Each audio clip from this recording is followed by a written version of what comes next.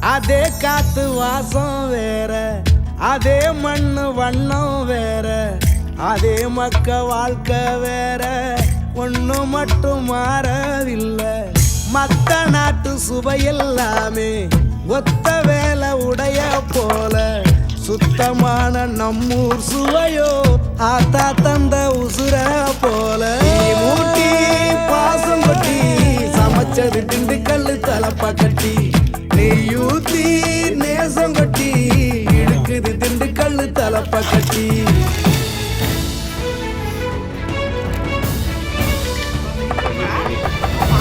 மூட்டி பாசம் கொட்டி சமைச்சது திண்டுக்கல்லு தலப்பா கட்டி, நெய்யூத்தி நேசம் கொட்டி படைச்சது திண்டுக்கல்லு தலப்பா கட்டி.